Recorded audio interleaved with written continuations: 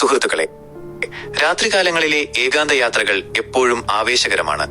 എന്നാൽ 1995 ആ ഒരു രാത്രി ചൈനയിലെ ബീജിംഗിൽ നടന്ന സംഭവം ലോകത്തെ മുഴുവൻ ഞെട്ടിക്കുന്നതായിരുന്നു. യാത്രക്കാരുമായി പോയ ഒരു ബസ് പെട്ടെന്ന് അപ്രത്യക്ഷമായത് എങ്ങനെ? കണ്ടെടുത്ത ബസ്സിലെ ഇന്ധന ടാങ്കിൽ പെട്രോളിന് പകരം രക്തം കണ്ടെത്തിയത് സത്യമാണോ? ഇന്ന് നമ്മൾ ചൈനയിലെ ഏറ്റവും പ്രശസ്തവും ഭയാനകവുമായ ബസ് 375ന്റെ നിഗൂഢ കഥയാണ് പരിശോധിക്കുന്നത്.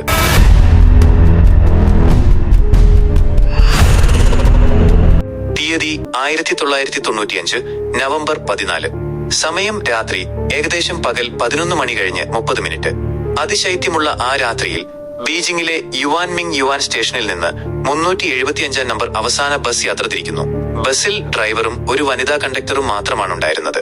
കുറച്ചു ദൂരം പോയപ്പോൾ ഒരു വൃദ്ധയും ഒരു യുവാവും പിന്നെ ഒരു ദമ്പതികളും ബസ്സിൽ കയറി. ബസ് ശാന്തമായി മുന്നോട്ട് നീങ്ങി. അടുത്ത സ്റ്റോപ്പിൽ ആ ദമ്പതികൾ ഇറങ്ങി. ഇപ്പോൾ ബസ്സിൽ ഡ്രൈവർ, കണ്ടക്ടർ, വൃദ്ധ, ആ യുവാവ് എന്നിവർ മാത്രമാണുള്ളത്. ബസ് കുറച്ചു ദൂരം പിന്നിട്ടപ്പോൾ റോഡരികിൽ 3 പേർ കൈ കാണിക്കുന്നത് ഡ്രൈവർ ശ്രദ്ധിച്ചു.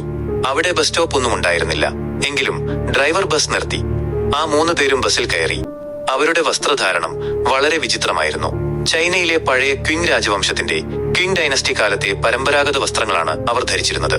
അവരുടെ മുഖം വിളറി വെളുത്തിരുന്നു. ആരും ഒന്നും സംസാരിക്കാതെ തലതാഴ്ത്തിയാണ് ഇരുന്നിരുന്നത്. ബസ്സിലുള്ളവർക്കെല്ലാം ഭയമായി. എന്നാൽ അവർ അടുത്തുള്ള ഏതെങ്കിലും നാടക കമ്പനിയിൽ ജോലി ചെയ്യുന്നവരാകും, വസ്ത്രം മാറാൻ സമയം കിട്ടിക്കാണില്ല എന്ന് പറഞ്ഞ് കണ്ടക്ടർ എല്ലാവരെയും ആശ്വസിപ്പിച്ചു. യാത്ര തുടർന്നു. പെട്ടെന്ന് ആ വൃദ്ധ എഴുന്നേറ്റ് അടുത്തുള്ള യുവാവിനോട് തട്ടിക്കയറാൻ തുടങ്ങി. "നീ എന്റെ പേഴ്സ് മോഷ്ടിച്ചു" എന്ന് പറഞ്ഞ് അവർ ബഹളം വെച്ചു. യുവാവ് നിഷേധിച്ചെങ്കിലും വൃദ്ധ വഴങ്ങിയില്ല. ഒടുവിൽ "നമുക്ക് അടുത്തുള്ള പോലീസ് സ്റ്റേഷനിൽ ഇറങ്ങാം" എന്ന് പറഞ്ഞ് അവർ യുവാവിനെ ബസ്സിൽ നിന്ന് ബലമായി ഇറക്കി. ബസ്സിൽ നിന്നിറങ്ങിയ ഉടൻ യുവാവ് ചോദിച്ചു, "അമ്മേ, ഞാൻ പേഴ്സ് മോഷ്ടിച്ചില്ലല്ലോ, പിന്നെ എന്തിനാ ഇങ്ങനെ കള്ളം പറഞ്ഞത്?" അപ്പോൾ ആ വൃദ്ധ പറഞ്ഞ മറുപടി കേട്ട് യുവാവ് തരിച്ചുപോയി. "മകനെ, നിന്റെ ജീവൻ രക്ഷിക്കാനാണ് ഞാൻ അങ്ങനെ ചെയ്തത്." അവസാനം കയറിയ ആ 3 പേർക്കും പാദങ്ങൾ ഉണ്ടായിരുന്നില്ല. അവർ കാറ്റിൽ ഒഴുകി നടക്കുകയായിരുന്നു. അവർ മനുഷ്യരല്ല, പ്രേതങ്ങളാണ്.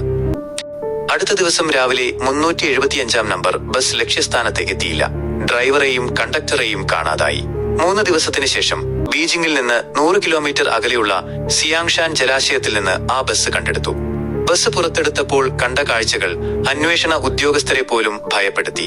ബസിന്റെ ഇന്ധന ടാങ്കിൽ പെട്രോളിന് പകരം പുതിയ രക്തമായിരുന്നു ഉണ്ടായിരുന്നത്.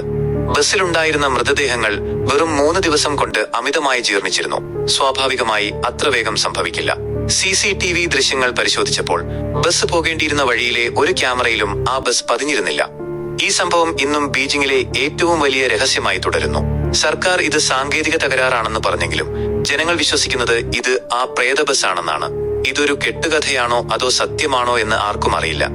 എന്നാൽ അന്ന് രക്ഷപ്പെട്ട ആ യുവാവ് ഇന്നും ജീവിച്ചിരിപ്പുണ്ട് എന്ന് പറയപ്പെടുന്നു. നിങ്ങൾക്ക് ഈ കഥയെക്കുറിച്ച് എന്തു തോന്നുന്നു? കമന്റ് ചെയ്യുക. ഇതുപോലുള്ള കൂടുതൽ നിഗൂഢതകൾക്കായി ഞങ്ങളുടെ ചാനൽ സബ്സ്ക്രൈബ് ചെയ്യുക.